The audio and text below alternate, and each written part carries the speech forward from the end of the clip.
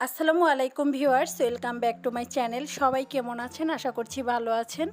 আজকে আমি আপনাদের সাথে শেয়ার করব খুবই মজার একটি স্ন্যাক্স রেসিপি। বিকেলবেলা চায়ের সাথে এই স্ন্যাক্সটি কিন্তু একেবারেই জমে যাবে। আশা করছি আজকের রেসিপিটাও অন্য রেসিপির মতো ভালো লাগবে। তো চলুন দেখে নেওয়া যাক কীভাবে এই স্ন্যাক্সটি তৈরি করতে হয়। নাস্তাটা বানানোর জন্য আমি ফার্স্টেই একটা মিক্সিং বোলে 1 কাপ পরিমাণের ময়দা নিয়েছি। আর অবশ্যই ময়দা দিয়ে বানানোর চেষ্টা করবেন। দিয়ে দিচ্ছি স্বাদ মতো লবণ, দিয়ে দেব কালো জিরা। এখানে আমি হাফ চা চামচের মতো কালো জিরা নিয়েছি। এখন দিয়ে দিচ্ছি 1 চা চামচ পরিমাণের চিনি। চিনিটা আপনারা স্বাদ অনুযায়ী দিয়ে নেবেন। এখন আমি এই শুকনো উপকরণগুলো একটু হাত দিয়ে মিশিয়ে নিচ্ছি।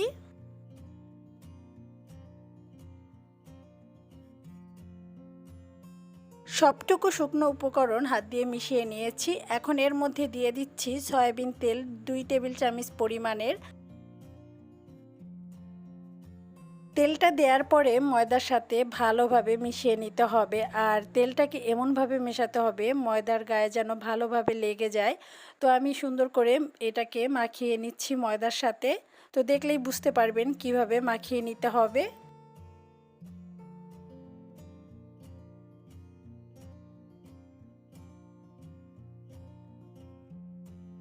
ময়দাটা ভালোভাবে তেলের সাথে মাখানো হয়েছে কিনা ওইটা বোঝার জন্য এভাবে যখন মুট করে নেবেন তখন দেখবেন যে একটা দলা পেকে যাবে।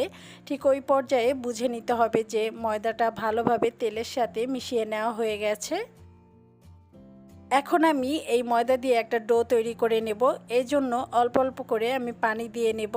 তো এখানে আমি নর্মাল পানি দিয়ে ডো করে নিচ্ছি। তো দেখতে থাকুন কিভাবে আমি ডোটা তৈরি করে নিচ্ছি।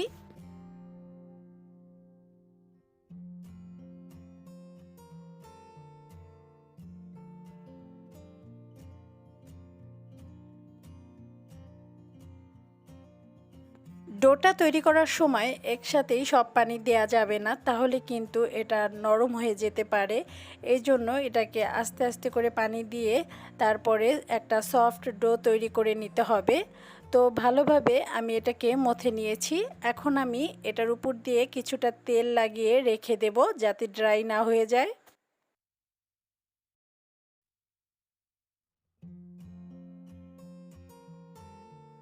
এখন আমি একটা ঢাকনা দিয়ে ঢেকে এই ডোটাকে রেস্টে রেখে দেব 30 মিনিটের জন্য। যে কোনো স্ন্যাক্স রেসিপিতেই ডোটা 30 মিনিট বা 15 মিনিটের মতো রেস্টে রেখে দিতে হয়।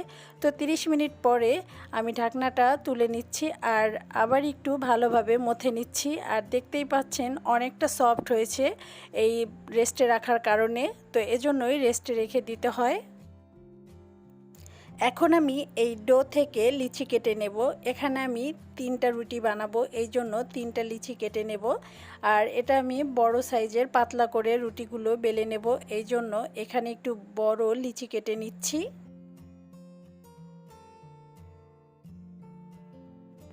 রুটির লিচিগুলা আপনারা ছোট বড় সাইজের করে নিতে পারেন, তবে আমি বেশি বড় বা বেশি ছোট নেইনি। তো এখন আমি এখানে বাকি লিচিগুলো রেখে দিচ্ছি আর একটা দিয়ে রুটি বেলে নিচ্ছি।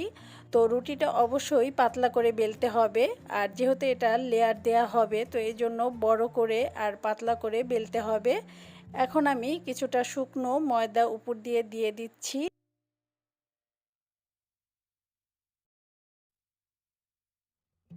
শুকনো ময়দাটা দেয়া হলে কিন্তু রুটিটা বেলতে সুবিধা হয়, তা না হলে কিন্তু এটা লেগে থাকে আর বেলতে একটু সমস্যা হয়। এজন্য শুকনো ময়দাটা দিয়ে দিলে খুব সহজেই রুটিটা বেলা যায়।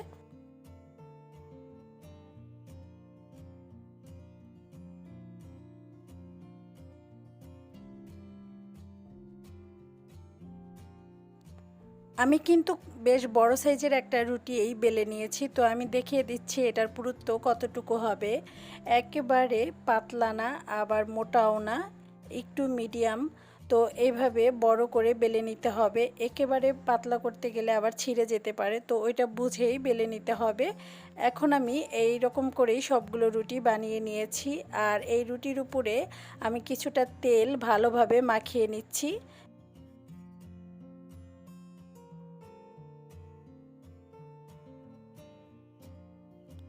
আপনারা চাইলে ব্রাশ দিয়েও রুটিটার উপরে তেল মাখিয়ে নিতে পারেন, তবে আমি হাত দিয়েই সব সাইডে ভালোভাবে মাখিয়ে নিয়েছি। এখন আমি এর উপর দিয়ে আরও একটি রুটি দিয়ে দিচ্ছি, আর এই একইভাবে সবগুলো রুটির উপরেই তেল মাখিয়ে নিতে হবে।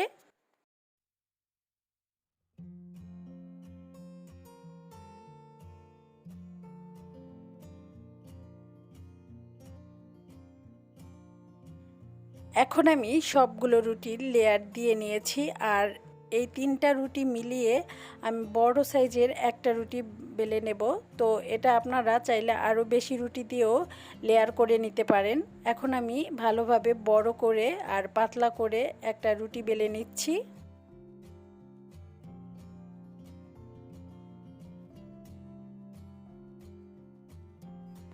বড় সাইজের একটা রুটি বেলে নিয়েছি। এখন আমি রুটিটা কেটে নেব একটু ডিজাইন করে। তো ফার্স্টেই আমি আড়াআড়ি করে কেটে নিচ্ছি, তারপরে আমি লম্বা করে কেটে নেব। আর দেখলেই বুঝতে পারবেন যে এই রুটিটা কিভাবে কেটে নিতে হবে। তো এটা আসলে দেখলেই বোঝা যাবে, বলে বোঝানোর দরকার নেই। তো দেখতে থাকুন কিভাবে আমি রুটিটা কেটে নিচ্ছি।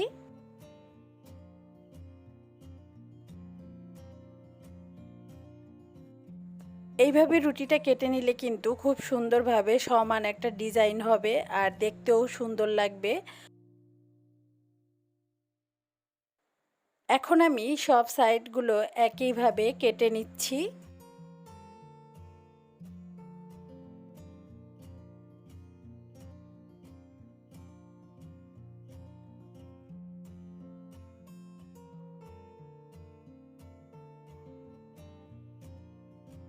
তো রুটিটা সব সাইড কাটা হয়ে গেছে। এবার আমি এইটা ফোল্ড করে ডিজাইন করে নিচ্ছি। তো ডিজাইনটা আপনারা একটু দেখলেই পেরে যাবেন। তো এটা কিন্তু খুবই সহজ একটি ডিজাইন, আর দেখতেও কিন্তু খুবই ভালো লাগে।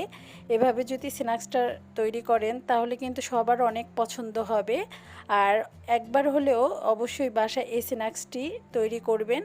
আশা করছি আপনাদের ভালো লাগবে। আর এখন আমি এটাকে ফোল্ড করার আগে একটু পানি দিয়ে নিচ্ছি যাতে মুখটা খুলে না যায়। তো এইভাবে আমি একটু চেপে চেপে ভালোভাবে লাগিয়ে নিচ্ছি।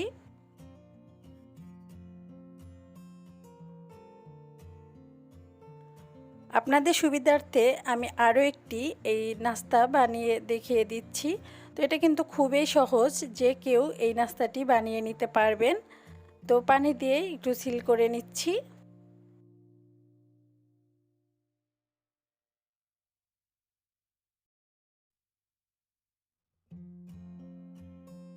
এখন আমি এই একইভাবে সবগুলো নাস্তা বানিয়ে নেব।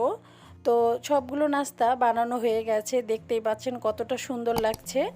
তো এখন আমি এই নাস্তাগুলো ভেজে নেব।